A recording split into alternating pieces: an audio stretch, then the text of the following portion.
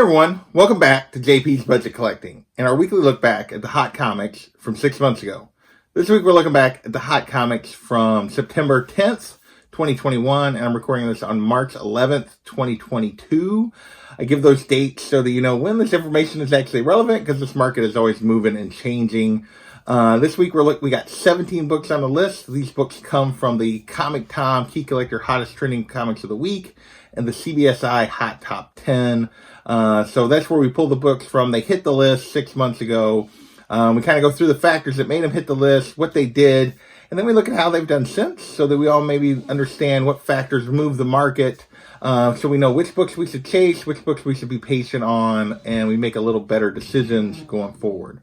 So first up this week, we got Sandman number 25, the first appearance of the Dead Boy Detectives. They hit the list because there were rumors they were getting an HBO show. That caused the book to jump to a $30 to $50 plus book on the raw side, with 9.6s hitting 200. I say 9.6 because there's not many 9.8s out there. Now it's a $15 to $40 book on the raw side. 9.6 are running about 100. So I put this in I'll Be Back. This is kind of a borderline trap, but definitely down. Not a lot of talk about this particular series at the moment, or if it's even going to happen. So next, we have Life is Strange, number 1. This is hit the list because they're supposedly making a video game based on this book. Back then, raw copies jumped all the way up to $80, with a 9.8 going for $500. Now it's a $15 to $65 book on the raw side, with most of the raw sales. That's a pretty wide range. Most of them are in that 30 to 40-ish range. No recent 9.8 sales, but this one's definitely turned into a trap. Definitely has backed up. Next, we got The Me You Love Me in the Dark, number 1, the Jorge Corona 1 in 20 second print. This is kind of a blue line of the regular cover of the second print.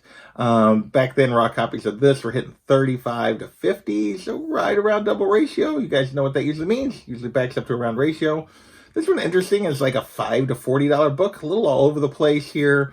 But nice. So, and with several of the sales going in the 30th to 40th range, so it didn't back up a lot on the raw side, but there's been 2 9.8 sales, and they were 45 plus shipping and 48 plus shipping. So, yeah, those aren't definitely supporting a $40 raw book for sure. But anyway, this one definitely still became a little bit of an I'll Be Back. Definitely down just a little bit. Next, another cover on the list, we have Spawn number 321, the Bjorn Barons 1 in 50 Virgin variant. This thing, 1 in 50, jumped up to $125, which is between double and triple ratio. Because it was Spawn, I kind of figured this one might be worth it. Didn't really hold, though. This is more of a $55 to $120 book. But the last sale on this thing, because people are still asking around that $100 mark, was way back on February 16th. So it's been almost a month since there was a sale of this one. So this one definitely turned into an I'll Be Back. Definitely a book that was worth waiting on and trying to get later.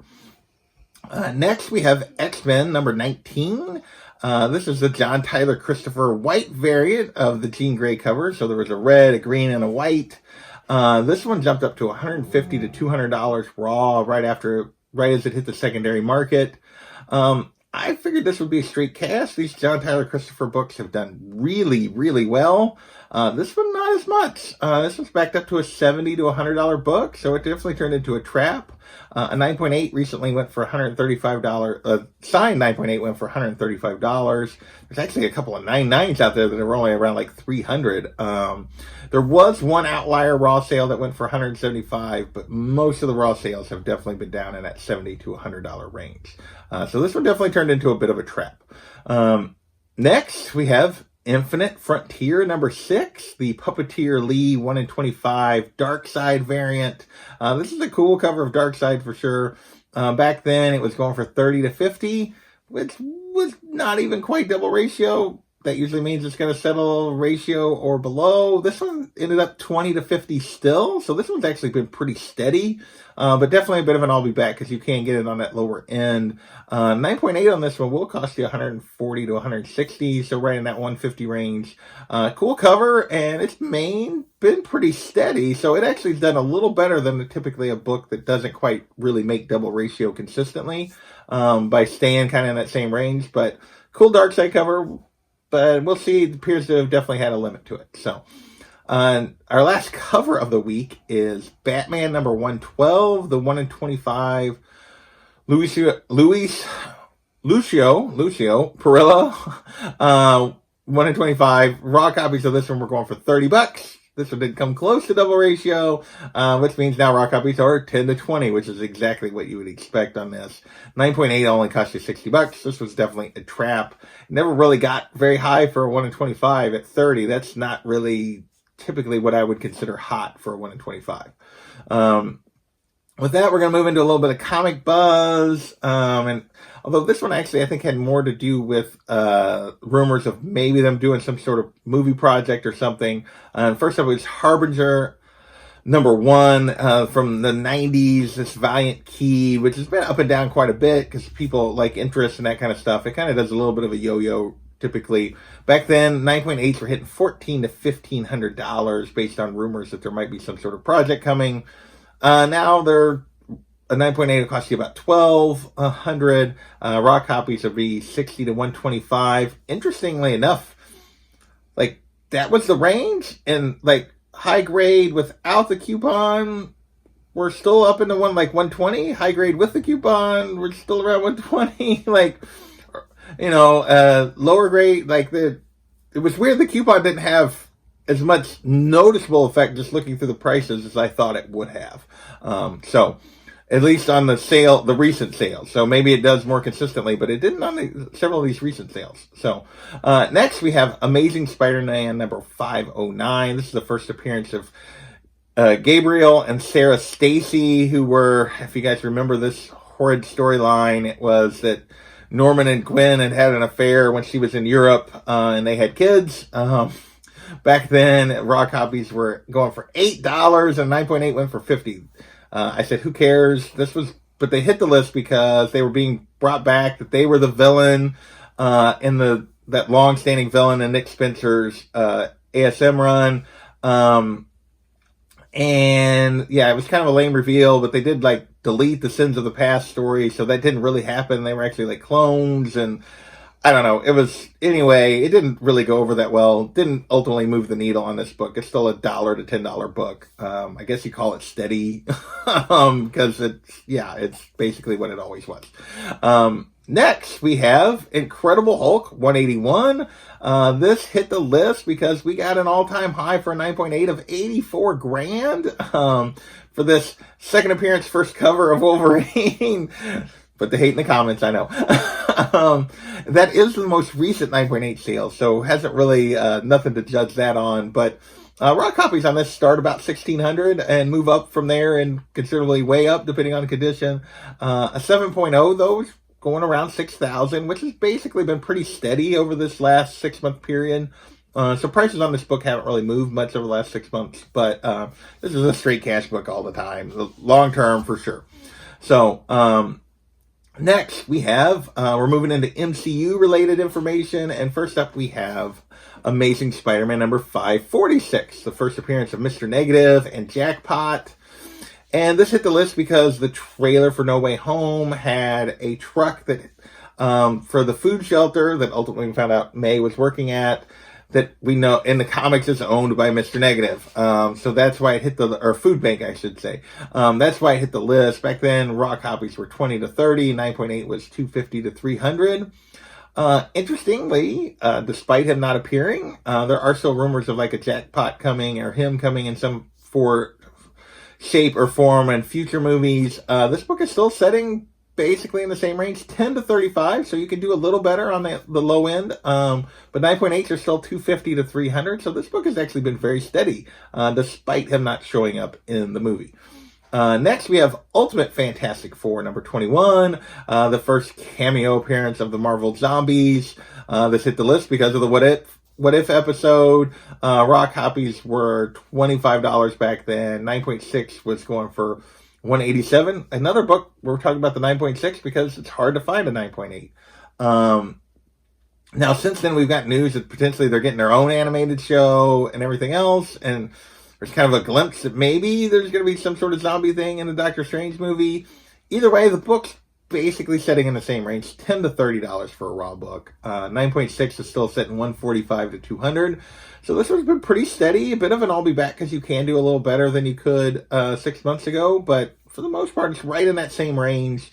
So it'll be interesting to see what happens to it if they do, if there's more than just a little brief snippet, but we actually see them in Doctor Strange. But there's a lot of stuff that appears it's going to be in Doctor Strange, so we'll see. Next, we have Champions, number 22. This is the first Riri in the Ironheart 3.0 armor, which is kind of like looks like her current version of the armor. And this is the first Amadeus Cho as Brawn. And this had to do with rumors of Amadeus Cho maybe coming to the MCU, potentially like She-Hulk or something like that. Back then, raw copies were going for 15 to 20. 9.8 was up to 190. Now raw copy is 10 to 30. So this one's kind of been worth it. It's actually a few bucks more on that $20 to $30 side of it. But another one that's been pretty steady. I marked this as steady because it is still going all the way through the range that it was before. No recent 9.8 sales to really compare with. So, with that, we have Invincible Iron Man number 9. This is the first appearance of Riri in armor. Some claim the first full appearance of Riri. Either way, this is the Turcotte variant, which is the big book for Riri. This is the one people tend to want. Back then, a 9.8 was up to $5,000. 9.6s were up to $2,300. This book is backed up a little bit since then. 9.8 now only running at $3,800 to $4,400. So still big money, but definitely down a little bit from those peaks 6 months ago. Raw copies will run you $600 to $800 on this one. My guess is this book will take another big jump once we actually get Riri in live action. All right, 3 books to go. Next up, we have Avengers number 2. The first time Shang-Chi sort of gets invited to join the Avengers. Like, Tony invites him knowing he's going to say no, so he doesn't actually join. I'm not sure what this was really about, other than after the movie, people are like, oh, he's going to join the Avengers, so let's go look for the book. But there really isn't a book where he joins the Avengers. So anyway, this one was raw copies were going for $4 whole back then, but there was 1,000% increase in sales. So Tom and then put it on the list. I don't like it when they do this. I said back then, I just said whatever, who cares? And it's a $4 to $12 book now, but that's only 3 sales. Really not a lot of interest in this book at all. I put it as steady, but the lack of interest, maybe not even say worth it. It's kind of just, I'll be back. It's like, yeah, you can pretty much get this book whenever. My guess is you can find it in dollar bins, and that's probably where I would try to find it. All right, the last 2 books are also Shang-Chi related. First up, we have Master of Kung Fu, number 29, the first appearance of Razor Fist. Raw copies of this book were up to $115. A 9.4 went for $575. And yeah, I called this a, come on, man, right from the beginning, because I was like, this is a one-off villain that's not important. Do you remember when we chased Taserface books for Guardians was the thing I said back then, and that's exactly what's happened to this book. Now a raw copy of this book is $10 to $30. A 9.6 is all the way down to $350. This has turned into a dumpster fire. Yeah, this is kind of a one-off side villain. It's not a villain that really was going to move the needle long term. Chasing it in the aftermath of the movie was never a good choice. Always just be patient on those kinds of things. And then last but not least, we have Special Marvel Edition number 15, first appearance of Shang-Chi. The movie was really good, got rave reviews. We know he's coming back, and this book has done nothing but drop significantly since it came out. Since the movie came out. Back then, raw copies were at $1,500 on average. A 9.8 got all the way up to $18,000. Now a raw copy will cost you $100 to $1,000 depending on condition, with a 9.8 down to $10,000. So not quite down half, not down quite down 50% on a 9.8 in 6 months, but that's a pretty precipitous drop for a 9.8 of this book and a character that we know we're getting more and more of in the MCU. But yeah. So that is this week's list. If you'll notice, once again, we had no books that went up. We had several books that stayed pretty steady, though, this time, which is a little more than usual. But we also had a bunch of books that dropped back down. So I want to thank you guys for watching, and we'll see you next time.